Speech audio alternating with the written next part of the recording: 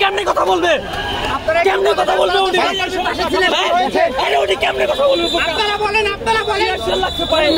আপনারা বলেন ভাই আপনারা বলেন মেডিকেল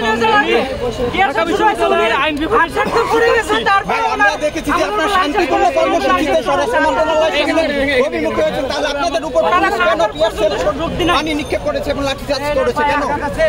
বলবেন বিষয়টা আসলে ক্লিয়ার করেন। এই সরকারের আর যাই হোক দ্রুত মেডিকেলে নিতে হবে। নিয়ে যাওয়া হচ্ছে সামনে থেকে সরেন, সামনে থেকে সরেন ভাই।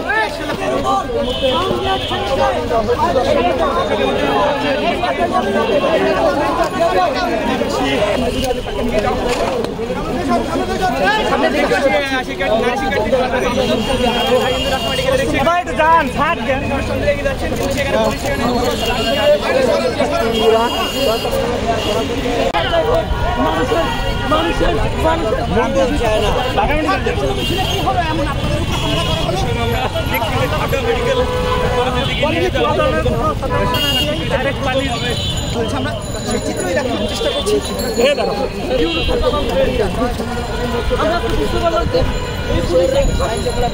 যে কোনো সময় যে কোনো দালাল থাকতে পারে। স্বরাষ্ট্র মন্ত্রণালয়ের কার্যালয়ে যখন অভিমুখে আমরা কর্মসূচি ঘোষণা করি, সেই কর্মসূচি যখন আমরা রাজু ভাস্কর্যের থেকে আমরা হাইকোর্টের সামনে পর্যন্ত আসি, তখন এখানে আমরা শান্তিপূর্ণভাবে যাই।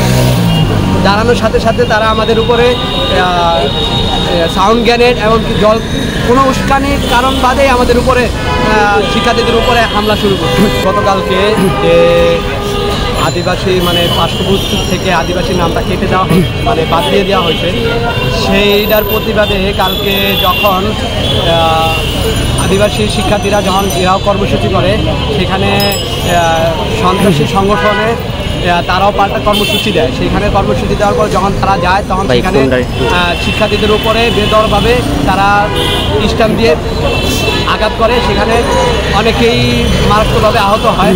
তার প্রতিবাদে আমরা যখন আজকে স্বরাষ্ট্র মন্ত্রণালয়ের কার্যালয়ে যখন অভিমুখে আমরা কর্মসূচি ঘোষণা করি, সেই কর্মসূচি যখন আমরা রাজু ভাস্কর্যের থেকে আমরা হাইকোর্টের সামনে পর্যন্ত আসি, তখন এখানে আমরা শান্তিপূর্ণভাবে যাই।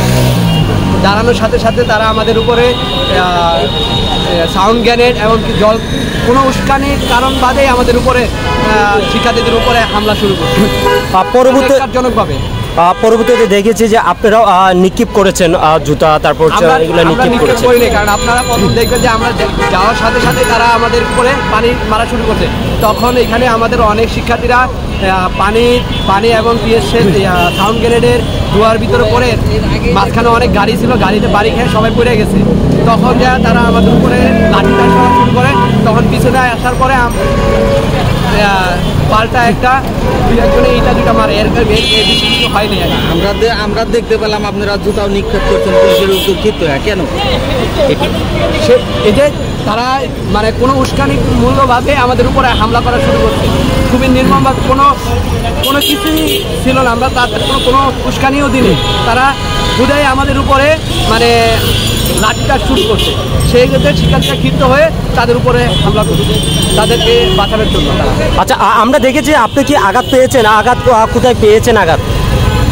আমি আঘাত খেয়েছি, কিন্তু আমি দুইটা বাড়ি খেয়েছি।